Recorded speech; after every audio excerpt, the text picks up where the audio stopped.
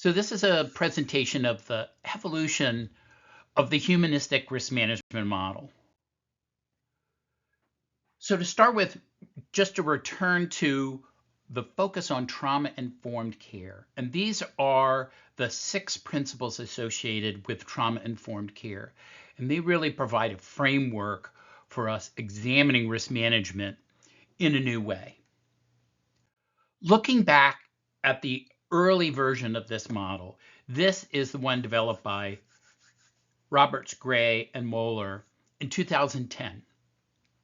And the 3 key elements to notice in this model is first, the very center circle sort of identifies the different populations, in essence, that are impacted or that we have to consider when we're looking at risk management. And this really reflects the systems thinking model of risk management, that you can look at participants, the level of participants, you can look at the staff level, the organization level, including things like culture, and finally, the field of the outdoor industry. And that serves as the center of this model. The next ring out really looks at the tools and systems for mitigating risk. So equipment protocols, staff expectations, safety briefings, medical screening, etc. And then the outer ring looks at the risk factors. And within these 2 rings, we see 3 core types of factors: technical risk factors, and then technical mitigating factors. We see physical risk factors and physical mitigating factors.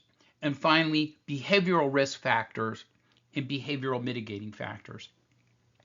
And what's so special about this model, particularly looking back to the first incarnation of this model all the way back to 1997, when we look at behavioral risk factors, is the authors really identified the group composition, racism, sexism, classism, or other items that may exist within the group and all clients and staff and have an impact on risk: pre-existing medical history, depression, ADHD, anxiety, individual client history, the effects of racism, marginalization, or oppression that clients have been exposed to, and factors that threaten emotional well-being. All of these things really are examples of ACEs. And that's what makes this model so forward-thinking. So let's look at how this model was implemented when it was first presented. And the idea was that you would look at the outer circle and look at the relevance of risk factors in your organization's programs, and basically give it a score. 1 being less relevant, all the way up to 5 being highly relevant. And then for each of those sort of corresponding risk factors, to rate the strength of your organization's tools and systems to be able to mitigate those risks. So again, 1 would be you don't have any tools in place for that. And a 5 would be that you have strong tools. So the goal here was to be able to sort of look at the risk and the mitigation and see how well balanced your mitigation strategies and systems were for the amount of risks that you were operating under. When we all began to sort of look at this, we wanted to think about how to change the framing a little bit. And so what we did was to look at the relationship spatially of the different elements: mitigating factors, risk factors, and trauma-informed principles. So what we decided to do was really move the risk factors into the center, because those are things that just exist within the operation of what we're doing. They aren't necessarily things that we can control. They may be inherent in the activities that we are doing. Then we put the mitigating factors on the outside of the risk factors, because these mitigating factors are not inherent. They are things that you actually have to build or add into the system to be able to respond to the particular risk factors that you have within your organization. And so we wanted to sort of map out, again, similar to the original model, the risk factors and the appropriate mitigating factors.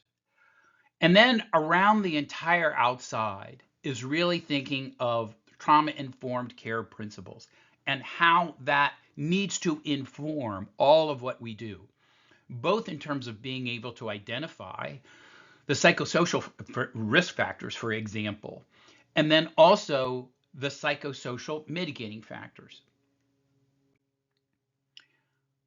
Another important element of this is, although for simplicity's sake, this diagram is kind of divided into thirds of technical, psychosocial, and physical risk factors and mitigating factors, that doesn't reflect the actual reality. So programs have very different sizes of risk that need mitigation. So in this example, we see that a particular program has many, many technical risk factors associated with the types of activities that they are operating, and therefore would need a significant number of technical mitigating factors.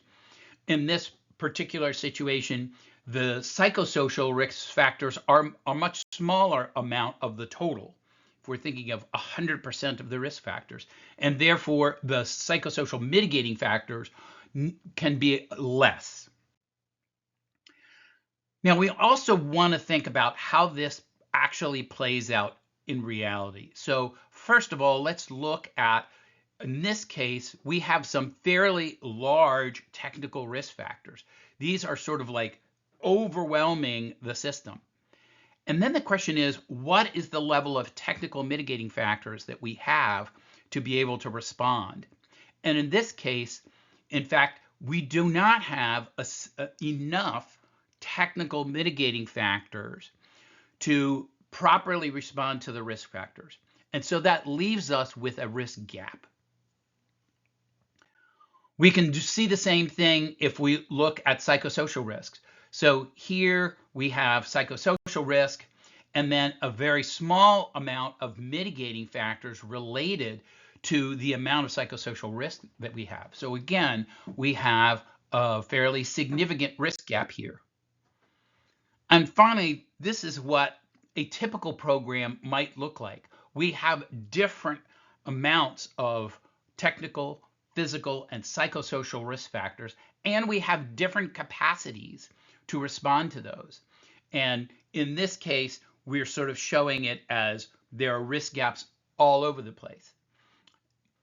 One of the goals of being able to use this model is identifying what those core risk factors are, and then really thinking, using the lens of trauma-informed care, to think about what are the mitigating factors that we need to be able to put in place to respond to these things.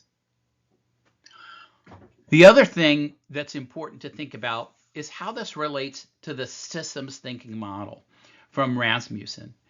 And Rasmussen said that we can also look at different levels of the entire system and think about how these things are happening at different levels. So they are happening at the level of participants. They are happening at the level of staff, at the level of the organization, the industry itself, and up into regulatory and government structures. So if we take a look here, we can imagine that this whole system is playing out for the participants. The technical, physical, psychosocial risk factors for the participants, and the potential mitigating factors.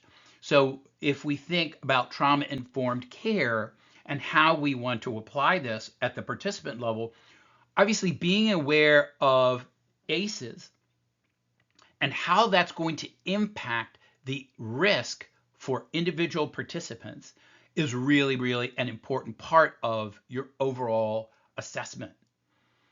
We can also think of this as what's happening at the staff level. Staff also maybe potentially have ACEs as part of their background. And Burnout might be another element at the staff level. We can think about at the organization level. All of these things are also playing out.